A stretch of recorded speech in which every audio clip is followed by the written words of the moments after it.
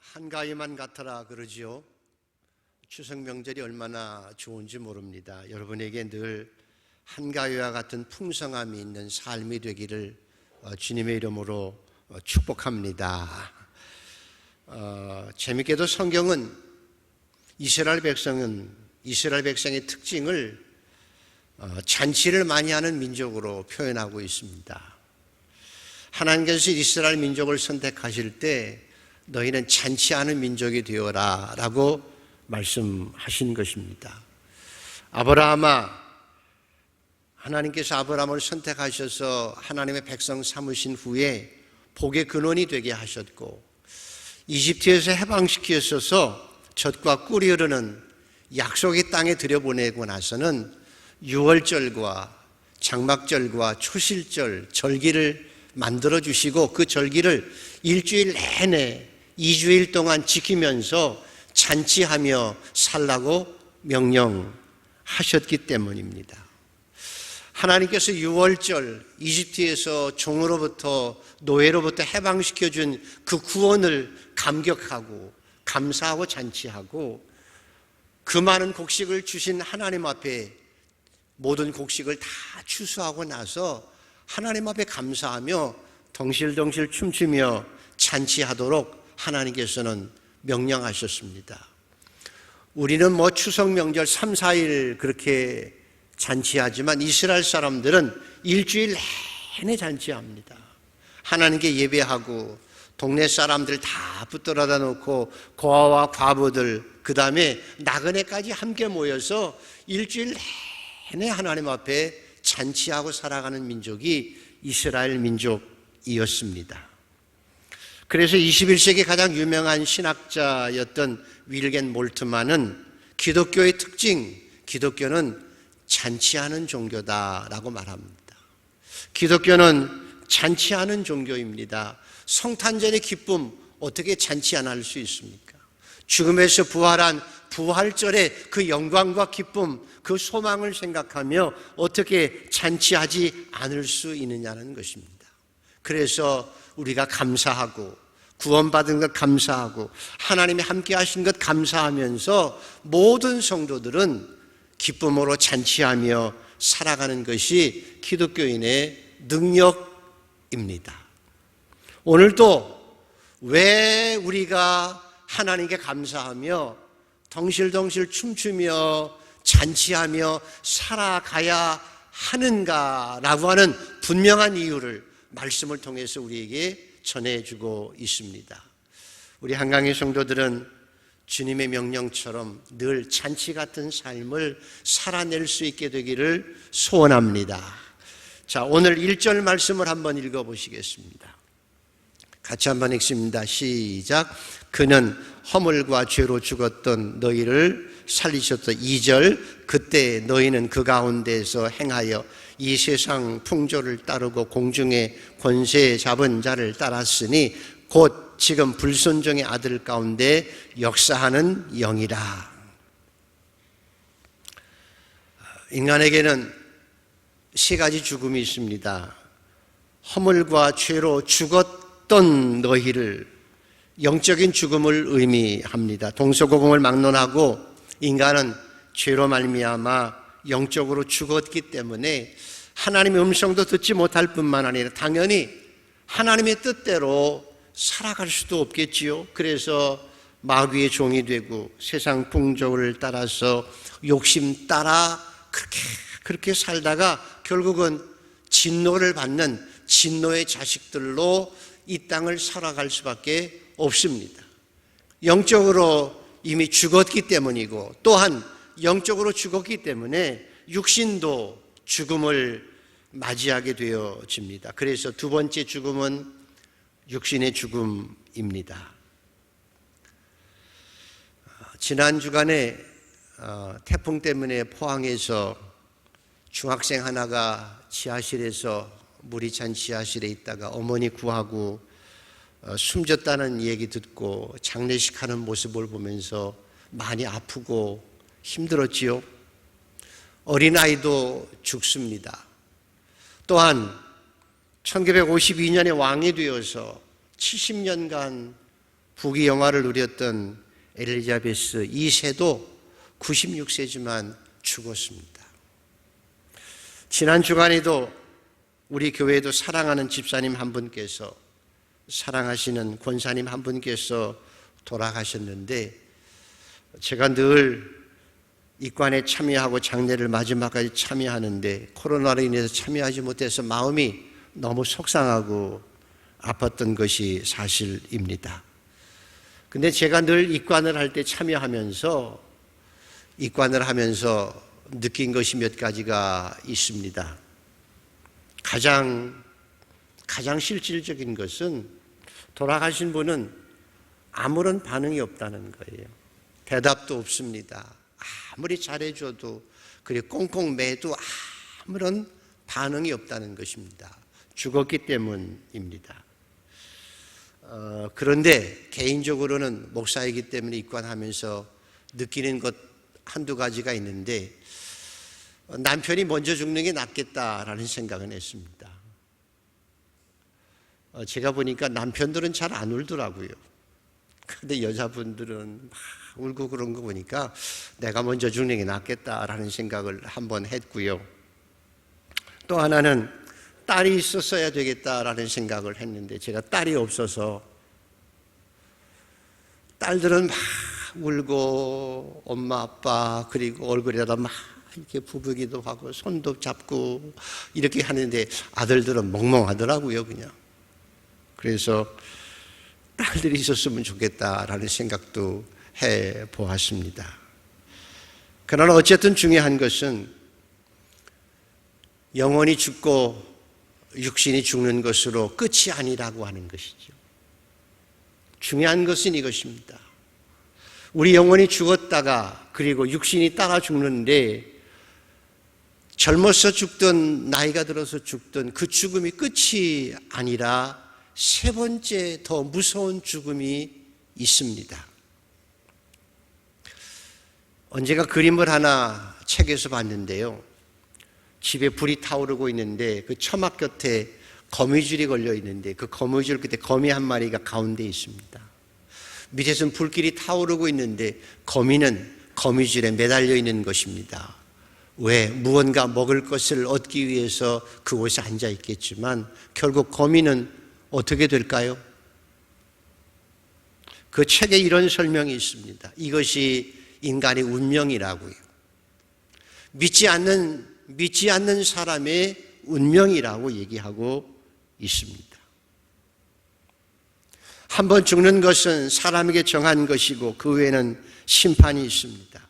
그러나 가장 두려운 것은 그저 내가 육신적인 죽음을 주는 것이 아니라 영원히 죽고 육신이 죽을 뿐만 아니라 나중에 구원받지 못한 영혼은 하나님의 영원한 진노와 심판 속에서 영원한 지옥에 들어간다는 것이 가장 아픈 현실이고 가장 슬픈 것입니다. 오늘 그래서 성경은 저와 여러분에게 예수 믿는 게 왜 복이냐? 예수 믿는 게 왜 복이냐? 예수를 왜 믿어야 되느냐?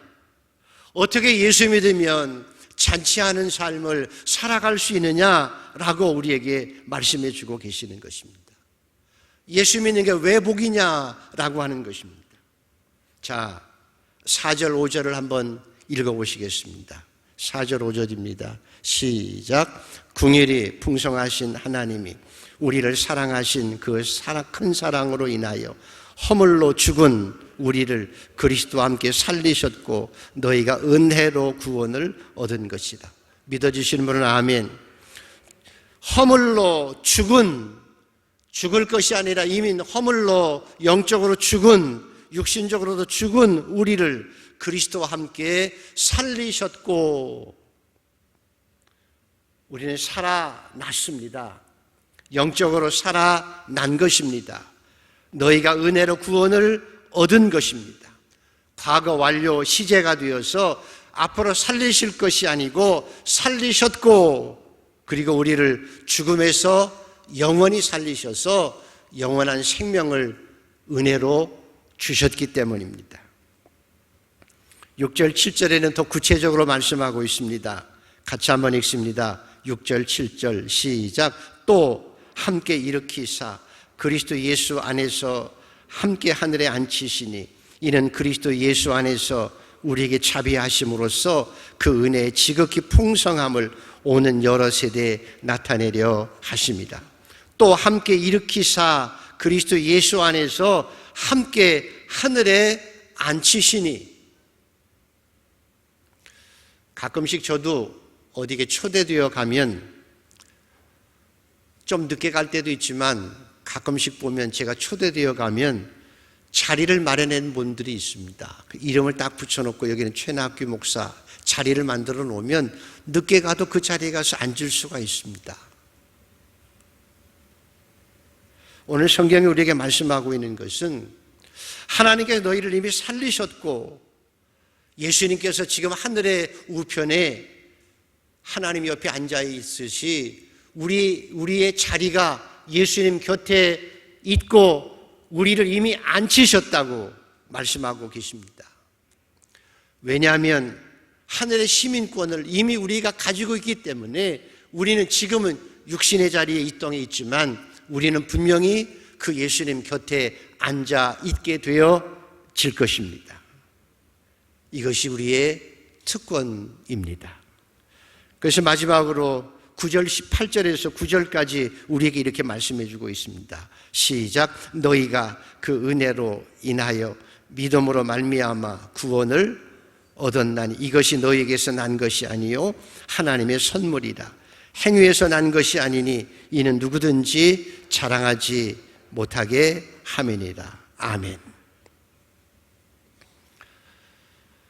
은혜라고 하는 것을 이해하셔야 합니다. 제가 가끔 전철을 타면 서울역에서 많이 갈아탑니다. 4호선을 타고 서울역에 가다 보면 1호선까지 좀 길지요. 가다 보면 중간에 거의 끝나갈 무렵에 어떤 할아버지 한 분이 쪼그리고 앉아서 앞에 좌판을 깔아놓았는데 그 좌판에 구두 주걱을 팝니다. 아마 그분이 만드신 것 같아요. 조그만 이런 거 하나는 2,000원, 그리고 조금 긴 건 3,000원 이렇게 팝니다. 제가 하나 필요로 해서 가서 이렇게 조그만 걸 하나 고르고 나서 10,000원짜리를 하나 드렸습니다. 그리고 쳐다보는 저를 보고 제가 잔돈은 됐습니다.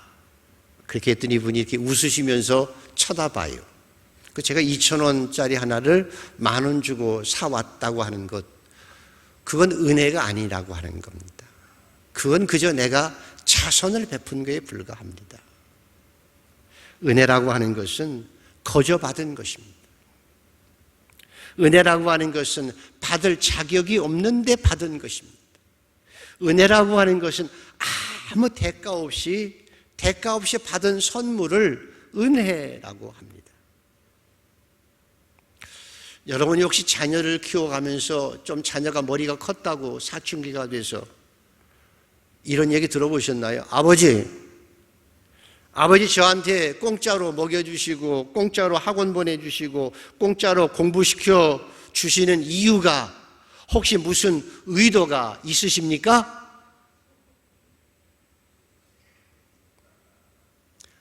식당에 가서 맛있는 음식을 사줘서 맛있게 먹는 모습을 보고 있으면 아버지 이 맛있는 음식 사주며 공짜로 사주는 거 부담스럽습니다.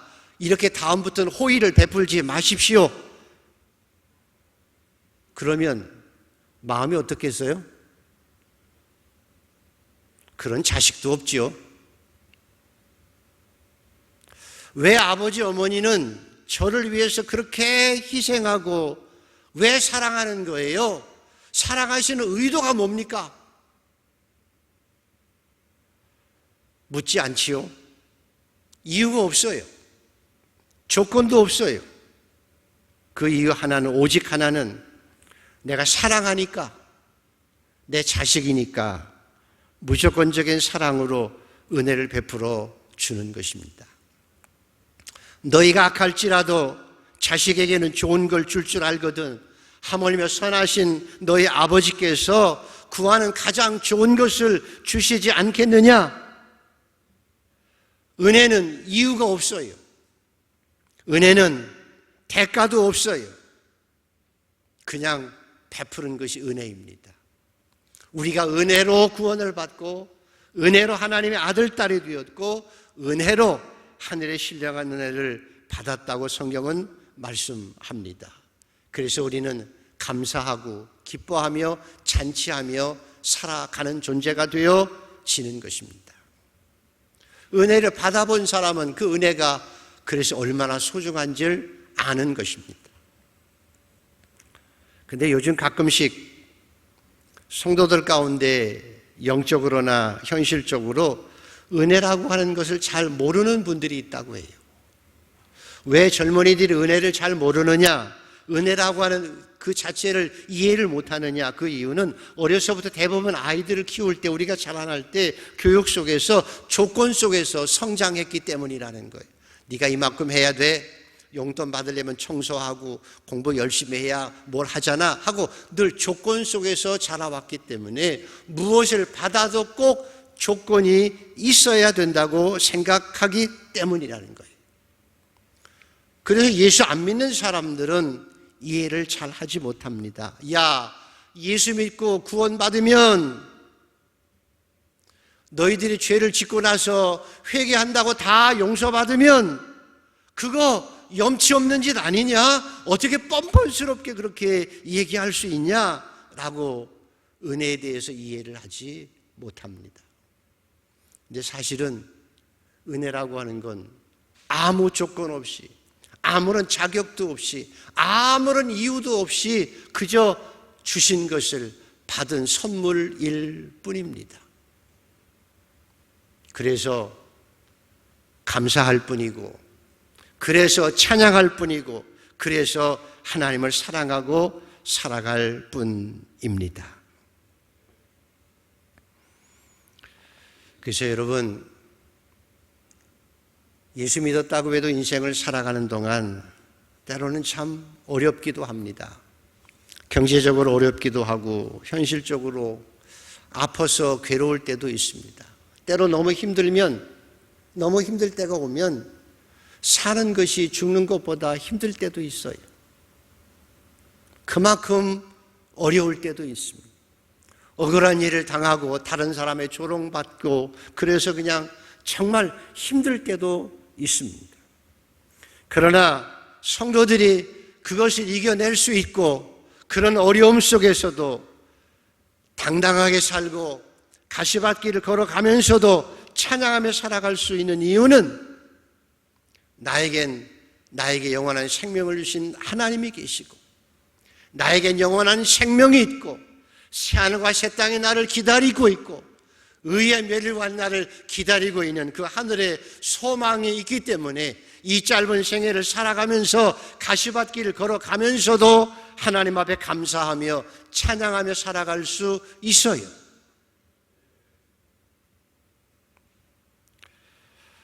혹시나 그래서 여러분의 삶이 어렵더라도 주눅 들고 열등감 가지지 말고 우리를 사랑하시는 그 하나님으로 인해서, 나를 구원하시는 그 은혜로 인해서 내가 받을 영광의 면류관, 생명의 면류관을 바라보며 오늘도 더 힘있게 살아낼 수 있는 성도들 되기를 소원합니다.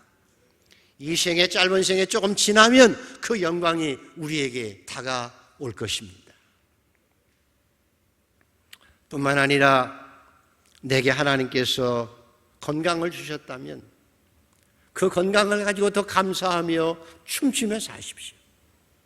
하나님께 내게 물질을 주셨다면 감사하고 더 하나님의 영광을 위해서 하나님의 기쁘신 선한 청직으로 충성을 다하고 이 땅을 살아가며 더 겸손하게 잘 섬겨서 내 삶 하나하나가 하나님 앞에 영광이 되고 상급이 되는 그런 삶을 살아낼 수 있는 귀한 충성된 종들이 되기를 주의 이름으로 축원합니다.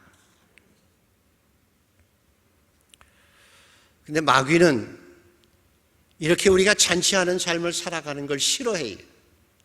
시기하고 질투해요. 때로는 열등감 느끼게 하고 불평하게 하고, 또 반대로 내가 뭔가 좀 잘나서 잘 살고 잘나게 된 줄 알고 자기 자신을 자랑하고 남을 때로는 비난하고 정죄하면서 우리로 하여금 그 잔치 않은 삶을 살지 못하고 초라한 삶을 살게 만드는 것이 마귀의 역사입니다. 저와 여러분은 마귀에게 속지 말고 은혜 받은 자로서 감사하며 찬양하며 더 기쁨 가운데 잔치하는 삶을 살아낼 수 있는 성도가 되기를 축복합니다. 마지막 이유가 있습니다. 그렇게 살아야 되는 마지막 이유가 있습니다. 자, 10절을 여러분 마지막으로 같이 한번 읽어보시겠습니다. 10절입니다. 시작. 우리는 그가 만드신 바라 그리스도 예수 안에서 선한 일을 위하여 지으심을 받은 자니 이 일은 하나님이 전에 예비하사 우리로 그 가운데서 행하게 하려 하심이라. 한 번 더 읽어보시겠습니다. 우리는 그가 만드신 바라 그리스도 예수 안에서 선한 일을 위하여 지으심을 받은 자니 이 일은 하나님이 전에 예비하사 우리로 그 가운데서 행하게 하려 하심이라. 유명한 피카소가 길을 걸어가다가 고물상을 지나가면서 망가지고 쓸모없어서 버려진 자전거 하나를 발견하고 그 자전거를 갖다가 집에 와서 뚝딱뚝딱 만들어가지고 걸작품을 만들었죠. 그 걸작품이 뭐죠? 황소머리라고 하는 거 아시죠? 정말 버려진 자전거예요. 쓸모없어서 버려진 고물상에 가서 피카소라고 하는 걸출한 조각가가 그걸 가져다가 뚝딱뚝딱 만들어서 황소머리라고 하는 걸작품을 만들었는데 그게 수백억짜리 걸작품이 된 거예요. 피카소였기 때문에 걸작품을 만들어낼 수 있었습니다. 망가진 자전거를, 쓸모없는 자전거를. 오늘 우리도 마찬가지 나같이 쓸모없는 자를 진노 속에 살가 세상 속에 살며 마귀의 자식이 되어서 살다가 죽어서 영원한 지옥에 들어갈 나같이 쓸모없는 자를, 성품도 여러 가지도 다 부족한 나를, 망가진 자를, 아무 쓸모없는 자를 하나님께서 나를 선택하셔서 가져다가 뚝딱뚝딱 하셔서 하나님의 선한 일을 위한 걸작품으로 나를 만드셨다는 것입니다. 진노의 자식을 생명의 자식으로 만드셨고 죽어야 될 존재를 영원한 생명의 새하늘과 새 땅의 주인공으로 만드셨다는 것입니다. 세상 연락에 취해서 세상에서 자랑하고 싸우며 살 우리를 잔치하는 존재로 선한 창조물로 이 세상의 선을 행하는 자로 나를 걸작품으로 만들어 주셨다는 거예요. 이것이 저와 여러분의 삶의 이유입니다. 잔치하며 살아갈 삶의 이유인 것입니다. 망가진 나를 걸작품이 되게 하신 하나님의 은혜가 있기 때문입니다. 아인슈타인이라고 하는 우리가 잘 아는 과학자가 재미있는 얘기를 했습니다. 그분이 조회가 기뻤더니 꿀벌에 대해서 얘기하면서 꿀벌이 이 세상에서 멸종하게 되면 이 지구상의 인류도 4년 안에 멸망한다라고 얘기했습니다. 왜냐하면 이 세상에 열매 맺는 식물이 한 30만 정도 되는데 꿀벌들이 그것을 수정해서 열매를 맺게 하는 게 4분의 3이나 된다고 해요. 꿀벌이 없어지면, 수정이 안 해주면 열매가 없는 것이고 그래서 인류가 결국 죽을 수밖에 없다는 것입니다. 그런데 안타깝게도 지난 50년간 이 지구상의 꿀벌이 70%가 죽고 30%만 남아 있다고 합니다. 바이러스 때문에 다 죽었고요. 우리나라 토종벌들 다 죽었다고 하지요. 그 이유는 꿀벌들이 다니면서 이 꽃 저 꽃에서 꿀을 따다가 저장해 놓고 자기도 먹고 새끼도 키워야 되는데 사람들이 그거 싹 빼나가고 거기다 인조 설탕물을 넣어놨는데 그 인조 설탕물을 계속 먹다 보면 꿀벌이 가져야 될 면역력이 떨어져서 바이러스가 침투해서 결국 꿀벌이 다 죽게 되어 진다는 거예요. 인간의 욕심 때문에 꿀벌이 떼죽음 당하게 되고 결국 그 떼죽음 당한 꿀벌 때문에 인간도 멸망하게 되어지는 거지요. 인간의 욕심 때문에. 근데 재미있는 진실은 꿀벌은 꿀은 따지만 꽃에게 상처는 주지 않는답니다. 도리어 수정해서 열매를 맺게 한다는 거예요. 이게 꿀벌이라는 거예요. 내가 꿀을 가져가지만 상처 주지 않고 꽃에게 열매를 맺게 하는 것이 꿀벌의 역할인 것이라는 거지요. 그래서 꿀벌은 꽃과 공생하는 삶을 살아가는 존재라는 거지요.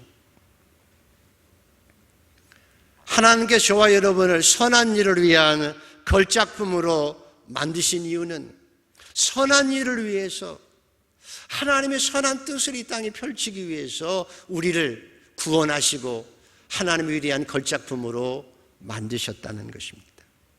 최소한 꿀벌만큼이라도 우리는 이 땅을 살아내야 한다는 것이죠.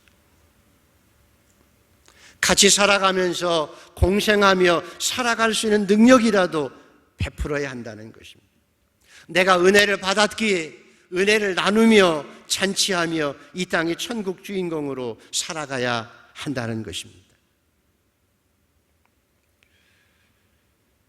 추석 명절이 되어져서 꼭 하나 기억할 것은 부모님께 효도하는 것이 중요함을 알아야 합니다. 추석 명절에 어떤 가정은 제사로 인해서 어려움을 겪지만 사실은 2조 600년 가운데 잘못된 효도관 때문에 그렇지요.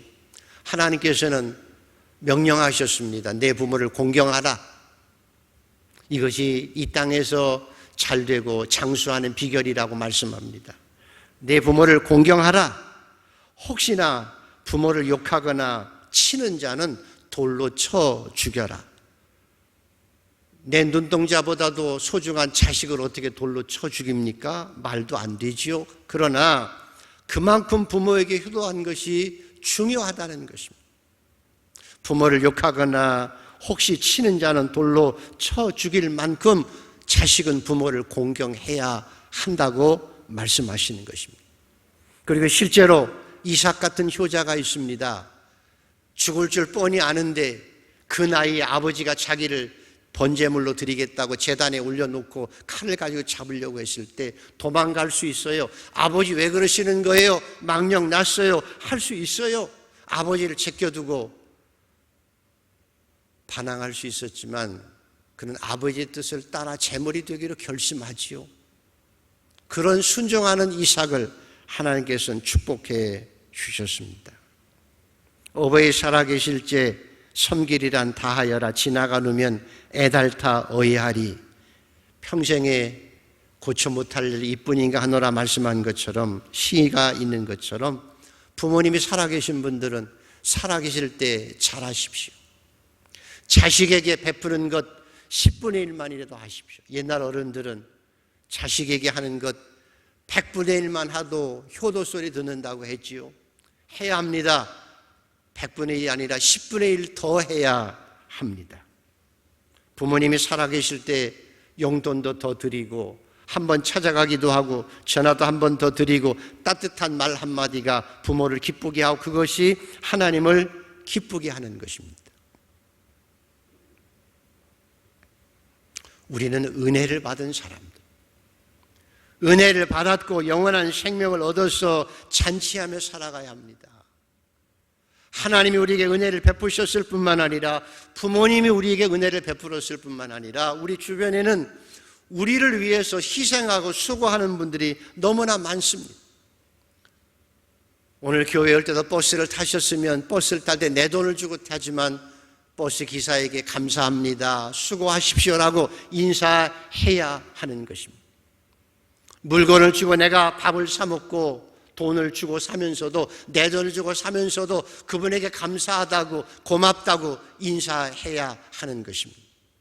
그것이 은혜를 알고 살아가는, 은혜를 받아본 사람들의 모습이고 이것이 하나님의 걸작품으로 이 땅을 살아가는 비결입니다. 젊은이들은 시간을 아끼십시오. 시간이 얼마나 빠른지 모릅니다. 인생은 70이 건강한 84입니다. 화살처럼 날아가는 것이 인생입니다. 시간을 허비하지 마십시오. 열심히 노력하십시오. 열심히 풍성하게 살아가십시오. 그리고 실력을 갖추고 남에게 베풀며 이 땅에 좀 더 많은 사람이 함께 잔치하며 공생하며 살아갈 수 있는 길을 선택하며 그 길을 걸어가야 합니다. 인생은 나만을 위해서 살기는 너무나 짧습니다. 예수님께서도 마지막 심판에 대해서 사랑하는 자들아 너희가 주인의 즐거움에 참여하라.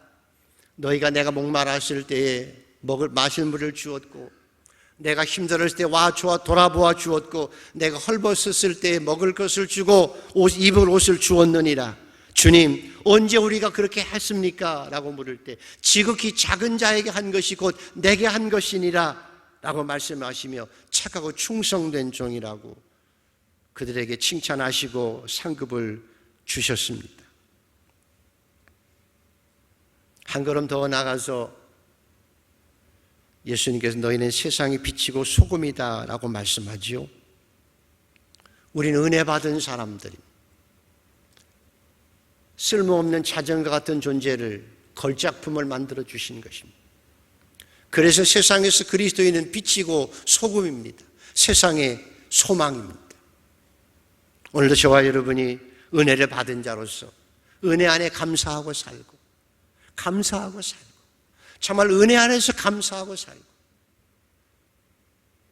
내가 남에게 은혜를 베풀고 더 많이 베풀면서 내 삶 하나하나가 하나님 앞에 상급이 되고 기쁨이 되는 삶을 살아갈 뿐만 아니라 그래서 이 땅에 살면서도 은혜로 감사하며 즐겁게 항상 잔치하는 삶을 살아갈 수 있는 복된 성도들 되기를 축복합니다.